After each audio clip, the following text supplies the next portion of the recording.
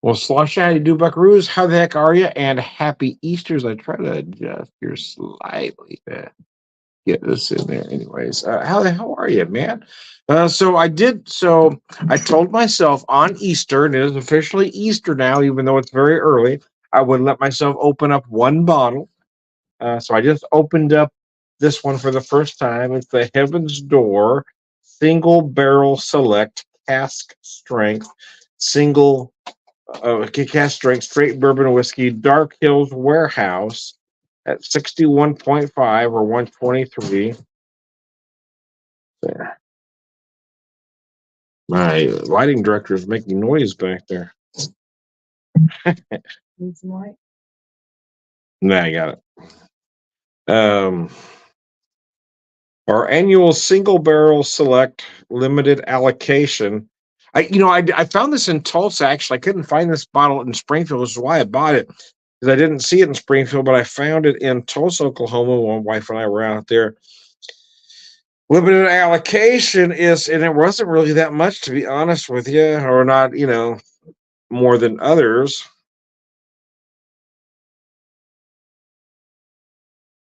70% corn, 22% rye. It's a nice rye bill. 8% barley, bottled in Tennessee. So there we go.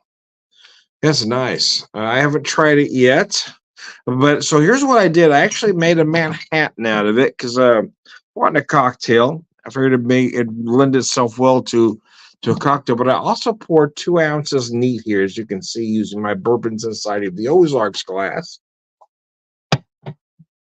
But I'm going to put that off to the side. I got this cocktail chilled, so we're going to do it first. Then we're going to do the neat last. I know it's a little backwards, but while this is chilled, we need to take care of the chilled first. So 2 ounces of the whiskey, maybe 2.5. About 3/4 ounce sweet vermouth.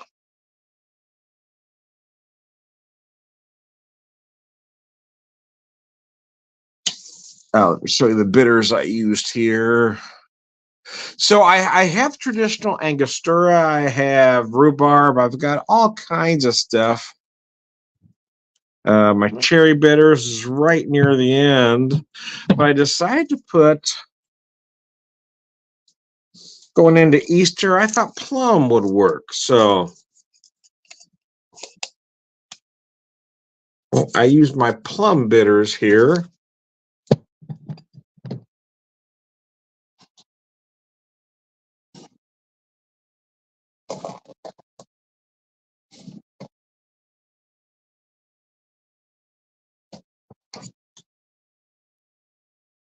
Well, I'm dying to try that on its own now that I taste those notes. Yeah.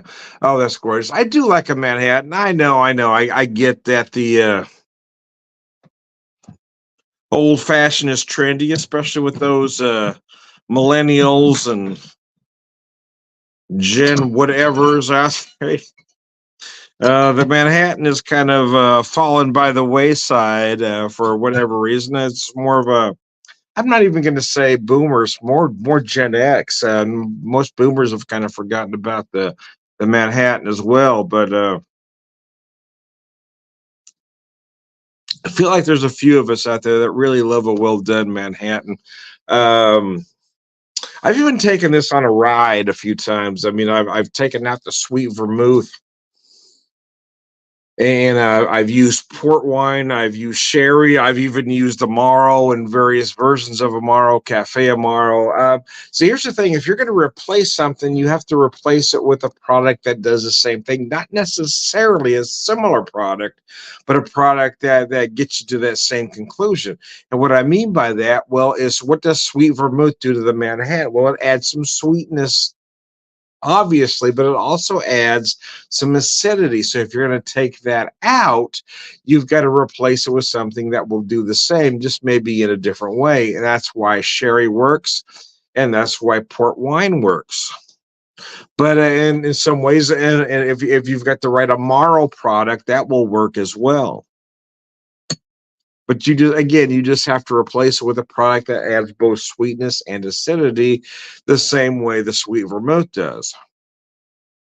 Is it a Manhattan still? Well, it's not really Manhattan if you take out the sweet vermouth, is it, Tom? Well, technically, no, but you still got to. So, what I've got then is a Manhattan inspired cocktail. You can name it look at classic cocktails.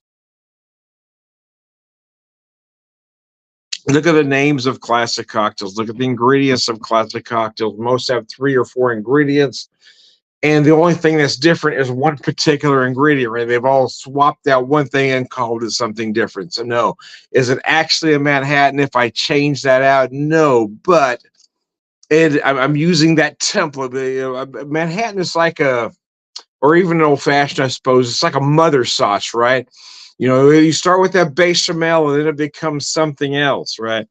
And that's kind of what we've got going on. So the Manhattan's like a mother cocktail. We start with that, but we're taking this out, and now it becomes this. So it's like you got that pyramid thing going on. Never used that analogy before, but I like it, like a mother sauce. It's like a bechamel. It's a bechamel. You get that old fashioned or the Manhattan. It's that basic cocktail. But if we take out this, we add this, and it becomes this. And the same with an old fashioned. I've been doing a lot of plays on an old fashioned lately, changing up the sugar or simple syrup and doing something different with it, and then taking it a different drink. You got that mother cocktail. That's this, and then it becomes something else. Anyways, happy Easter again to everybody out there. And I see nobody's watching me at this particular moment in time. That's okay, because everybody's smart is probably sleeping, but. My wife and I, our sleep patterns a little bit off for one reason or another. So I thought I'd do one more video here, since neither of us was ready for bed yet at the beginning of Easter. And I've been really wanting a Manhattan. And like I said, I was going to allow myself to open up one bottle for Easter, and I decided to open up this Heaven's Door. Seemed to make sense. And I looked at the products that I had for Easter. The products that I hadn't opened yet. I don't have a lot. I had 7 bottles. It's not like I'm not a secondary market guy that's got 200 bottles in their collection, because I don't have a collection, because I'm a drinker, not a collector. But anyway, that's an argument for enough. Yeah, I've said it 100 times already, so there's no reason for me to get into it again. But secondary market folks are what's ruining everything. Folks that want to hoard stuff and then complain that they got too much in their collection. Well, then you shouldn't have a collection. Buy what you drink. But anyway, anyways, I digress. If I had a nickel. Anyway, Heaven's Door. If that heaven, be the perfect Easter bourbon. Anyway, Heaven's Door. Single barrel cask strength. This one comes out at 123. It is delicious. I got to tell you, I'm dying to try it neat, but I want to finish the cocktail first.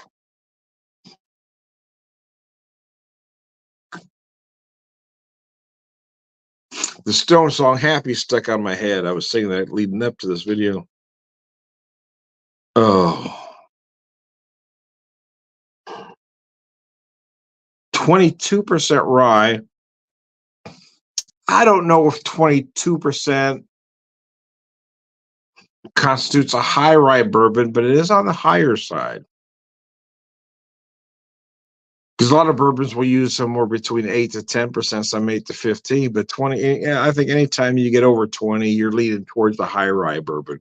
But then again, I've seen high rye bourbons between 30 and 45%, so I guess it's all about perspective, right? But yeah, there's certainly an argument that can be made that anything over 20% is a high rye bourbon. And I really feel like you can taste it here, because there are many bourbons. This one here is 70% corn, and most are well above 80, 85, 90% is certainly not unusual in a lot of bourbons. So this one had only 70 with 22% rye and 8% malted barley. Yeah, that's a nice mix going on there. Now, even that just 8% of barley add a little chewiness to the mix, if you will. So I love that American single malt category that's 100% malted barley, because those whiskeys are very chewy, and that's what I love about them.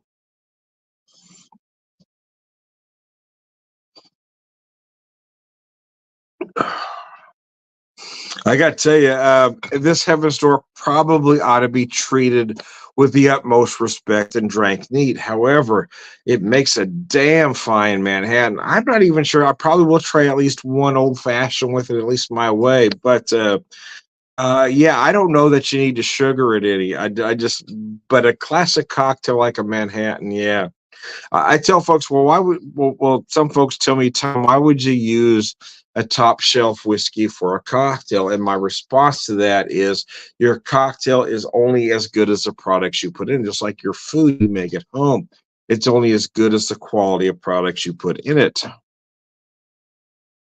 Now, would I use this whiskey to make for a highball or a Long Island iced tea? Obviously not. But when you're talking about a bourbon forward cocktail like a Manhattan, yes, you do want to use a fine whiskey because again, it's only going to be as good as the product you put in it. Having said that, I will probably try to make one fine Easter uh, old fashioned inspired cocktail, let's say, tomorrow. I will fool around and try to make the perfect Easter simple syrup. I'll fool around with some ingredients I have because I did a hibiscus lavender the other day, but I want to change that up a little bit. I'm just not sure what I want to change it to as far as something you would think would be Easter flavors and aromas. But yes, to be honest with you, it is a whiskey that should be treated with the utmost respect and drank neat. So I do have some neat here I'm going to drink with you later, but I want to finish this cocktail first.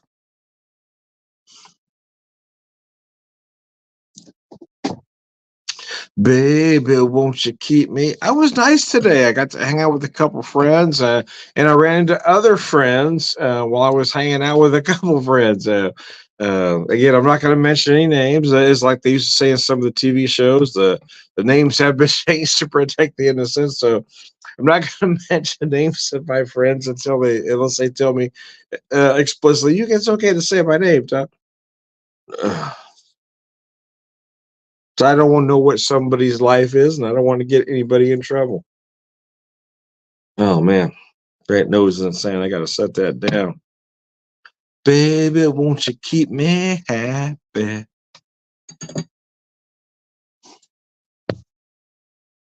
Never kept a dollar past sunset. I love that too, man. Keith Richards singing lead in that one.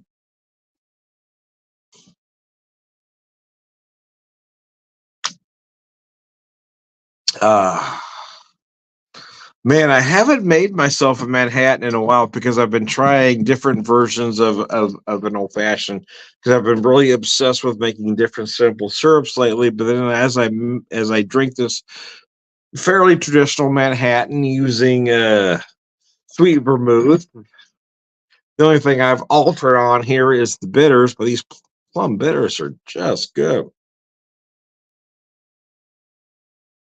This cocktail is just delicious. That's why I'm dying to try that whiskey neat now that I'm feeling it blend with the cherry and everything else here.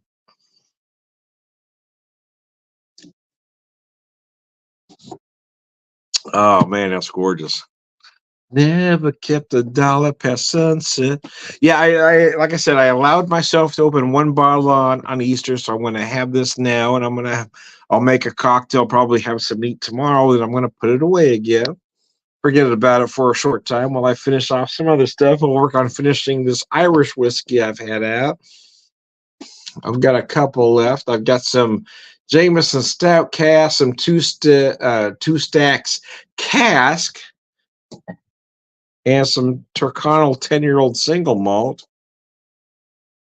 Although I might tuck this Turconnell away. I've got just a little over half a bottle left, so I might tuck it away. Try to forget about it till next St. Patrick's Day.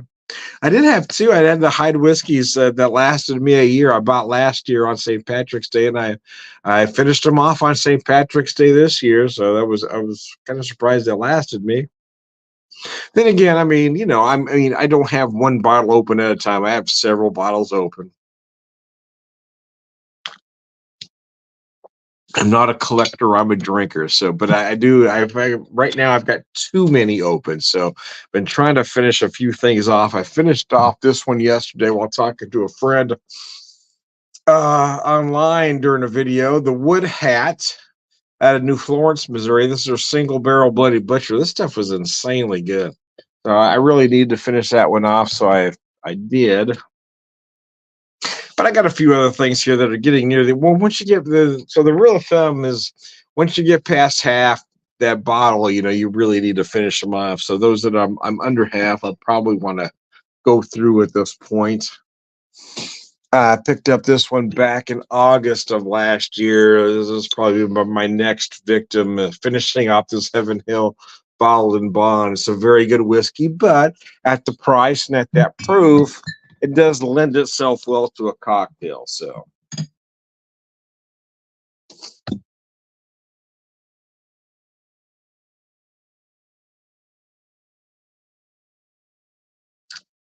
like my Easter background there. Yeah, no, I'm not there. It's not my house. Just a background I put up there to, create an Easter mood. We want to have some peeps. My wife got me some malt balls, some robin eggs. I ate the whole thing early. I love those things. I'm a junkie.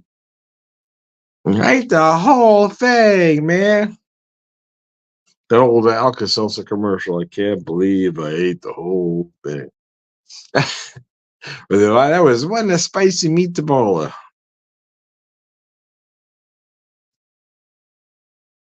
One of my favorite commercials from the 70s was the 8 salt fish. It was we lived in California, so I don't know if they ever got out of California, but they were the big fish and chip chain back there. But their commercial was, used to hate it till I ate it. Anyway, I thought that was rather clever for a fish and chip. Used to hate it till I ate it. Anyway, that was brilliant.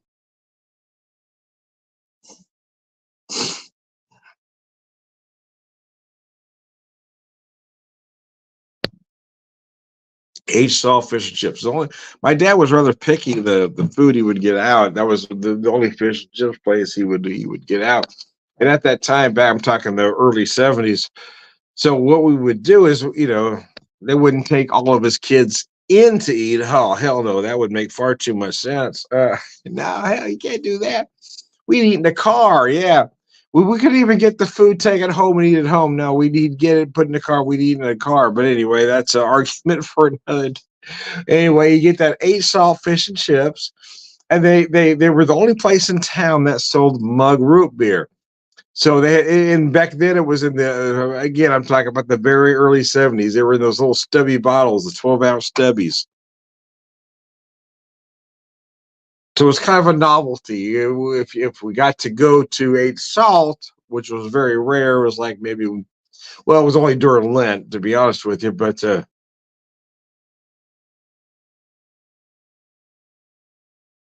that would get the 8 salt fish and chips and then get us kids a root beer. Of course, my sisters didn't drink root beer, so it was pretty much just my dad and I that drank the root beers. So you buy 2 or 3 root beers. Sometimes my mom would drink one.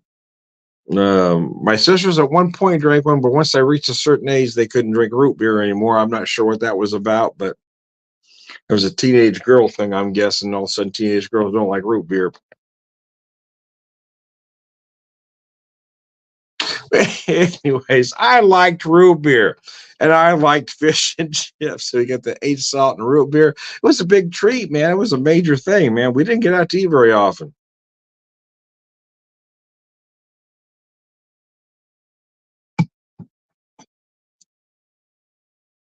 Of course, there were 5 of us that were 17 years apart from the youngest to the oldest. So why you would take all 5 of us out anyway at any time ever is a mystery now that I think about it. And I'm not surprised we didn't get out.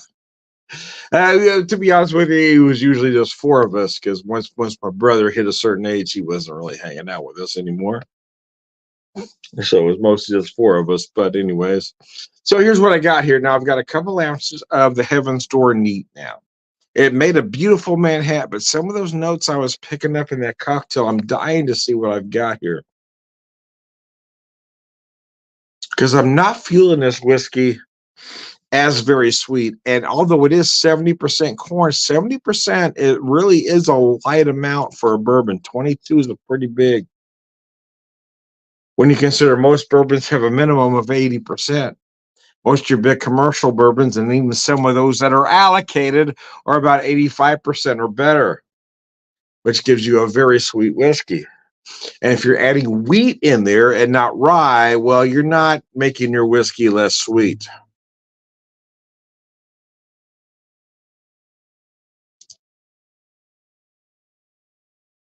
That's why oh God, that's gorgeous. That's why I'm a fan of a traditional bourbon that uses rye. There's a reason why rye was put in bourbon. There really is, because you have to balance that sweetness.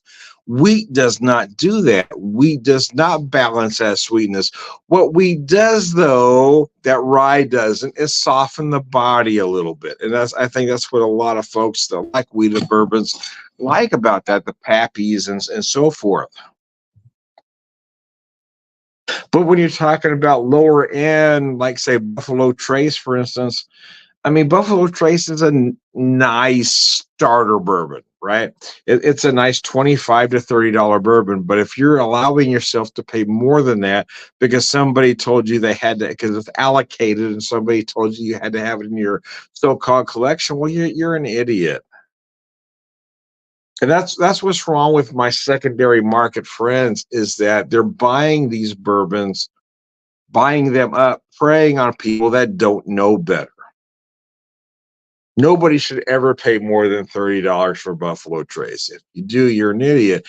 But part of that, in my opinion, is that if you're charging more than that, well, you're no better than a ticket scalper.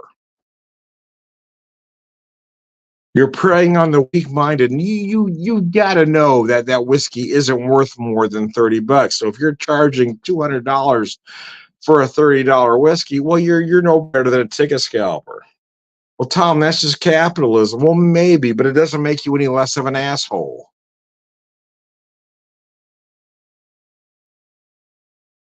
I just don't understand that mentality that makes you want to buy something that you are quite aware it's more than it is worth.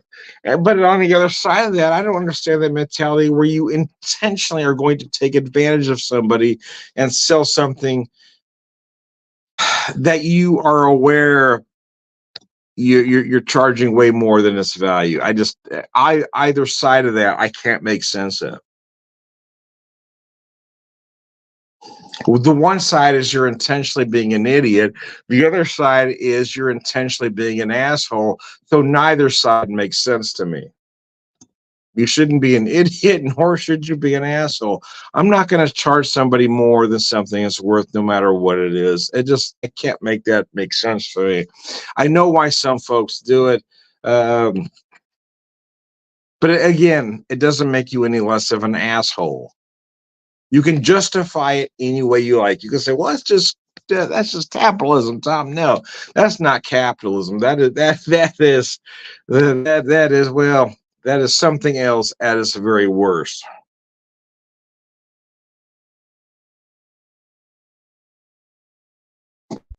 Capitalism is selling something for what it's worth. If you're selling something for four times what you are aware of its worth is, then you're taking advantage. And again, idiot meet asshole. And that's where we are. So now, and I've made no friends in that community. In fact, I've been kicked out of a couple groups because I've been so vocal about this, about how it's wrong to take advantage of people. So I've been kicked out of more than one bourbon group because I've been so vocal about my opinions on secondary markets. As I hold this glass. Oh, the irony. Oh, the irony.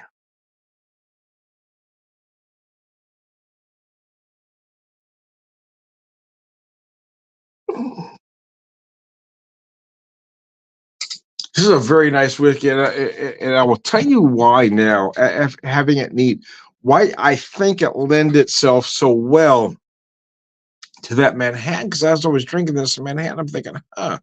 I'm wondering how many of those notes are from the whiskey. Because again, I've got the sweet vermouth and I've got the plum bitters in there. But again, as I drink this whiskey, again, that's 70% corn, 22% rye, 8% malted barley.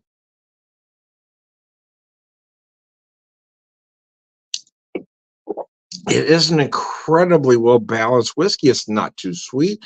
Again, that 70% corn lends itself well to that rye. And you feel some of those cherry notes that I thought I was getting from the cherry in the cocktail. But no, I think I'm picking it up from or the excuse me, or the sweet vermouth. Oh man. But this whiskey is insanely well put together.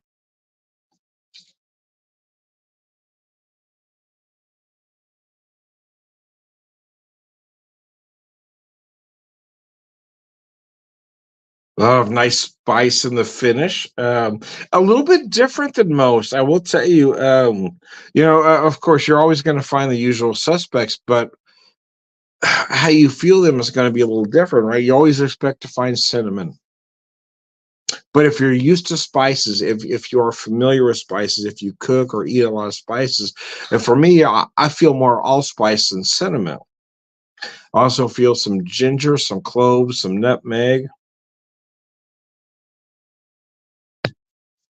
But again, that's going to be all about your familiarity with spices. I definitely feel some dark cherry in here, some stone fruit, some apricot, some plum.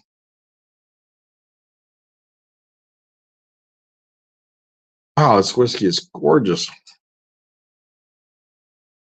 I bought this at the beginning of January, so I've hung on to it for a little over a month and a half.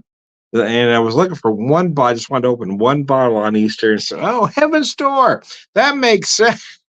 That's an Easter whiskey. It says heaven on it."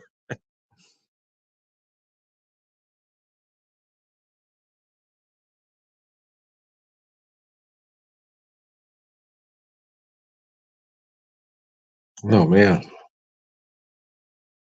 So a lot of bourbons, you're going to find the usual suspects. You're going to find the vanilla, the oak, et cetera, et cetera. A lot of them, the sweetness, you're going to find more of a brown sugar because you're going to find a lot of molasses. But here, the sweetness is much more subtle. You're going to feel some honey early on.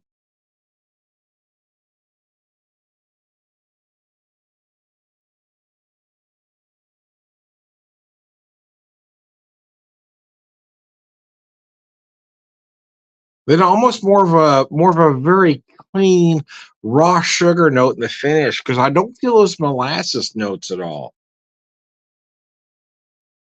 But this is this for a bourbon. This whiskey isn't very sweet at all.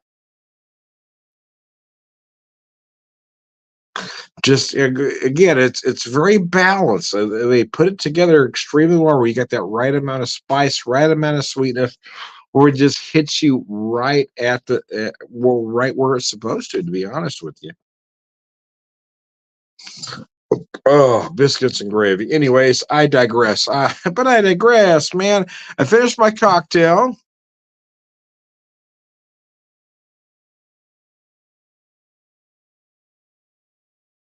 Oh, this stuff is gorgeous. Oh man. But those cherry notes are surprising because I thought the cherry. I was curious. That's why I was dying to try this while I was drinking my Manhattan. I'm thinking, am I getting those cherry notes from the Manhattan, from the cherry in the drink, or the sweet vermouth, or am I picking it up from the whiskey? Because the way it was hitting on my palate, I was certain I was feeling it from the whiskey, and I'll be damned if those cherry notes aren't in here. God, this whiskey is very intriguing. I got to tell you.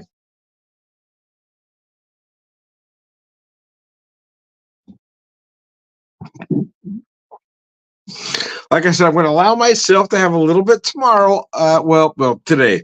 I'm going to have myself a little bit more later today. After I sleep for a minute, come back on Easter. Then I'm going to tuck it away. Anyways, I digress. I am Tom the Whiskey Whisperer, whiskey evangelist, prolific whiskey drinker, purveyor of wisdom, and happy Easter all. I hope everybody's doing all right out there.